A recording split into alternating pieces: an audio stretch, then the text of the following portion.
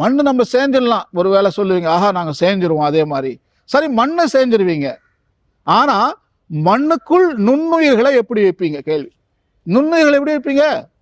அங்கதான் கடவுள் வர்றார். கடவுளால தான் முடியும் அது மண்ணை செய்யறது.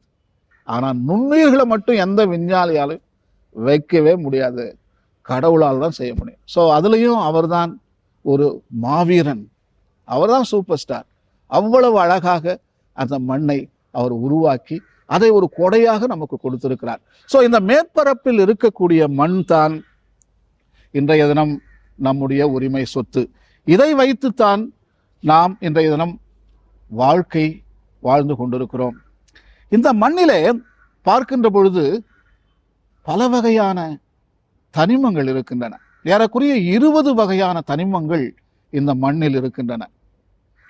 நாம் மண்ணை பிரித்து பார்க்கின்ற பொழுது காற்று இருக்கின்றது, தண்ணீர் இருக்கின்றது, வேதிமங்கள் இருக்கின்றன, அதற்குள்ளே ஒரு மறைபொருளே இருக்கின்றது. இவற்றால் தான் மக்கள் பயிர் செய்ய முடிகிறது, விவசாயம் செய்து வாழ முடிகிறது. உங்களுக்கு நான் ஏற்கனவே சொன்ன இந்த பூமியின் மேற்பரப்பில் 700 கோடி மக்கள் இருக்கிறார்கள் இன்றைய தினம்.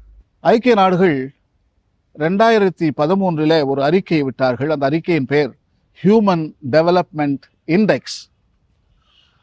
அதில் அவர்கள் சொல்லுகிறார்கள், ஒவ்வொரு மனிதனுக்கும் 1.6 குளோபல் ஏக்கர் நிலம் பெற உரிமை இருக்கிறது. தட் மீன்ஸ் ஏறக்குறைய 3 ஏக்கர். குளோபல் ஏக்கர்னா டபுள் ஆயிடும். ஸோ நம்ம ஏக்கர்ல 3 ஏக்கர்.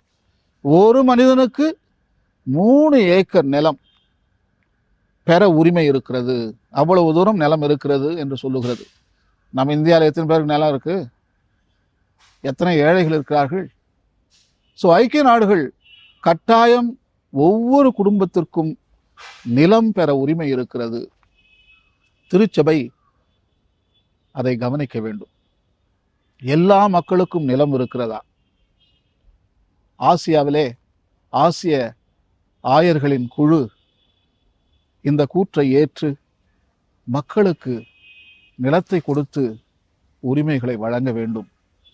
இந்த நிலம் இருந்தால்தான் நமக்கு நிலத்தின் மேல் பாசம் இருக்கும். எத்தனையோ மக்கள் நகரங்களிலே வேலை செய்து கொண்டிருக்கிறார்கள், நிலத்தை பற்றி தெரியாது. அவர்கள் சிமெண்டை தான் பார்க்கிறார்கள், செங்கற்களை பார்க்கிறார்கள், இரும்பை பார்க்கிறார்கள், கான்கிரீட் ஜங்கிள் அதைத்தான் அவர்கள் பார்க்கிறார்கள். மாறாக இயற்கையை பார்ப்பது கிடையாது.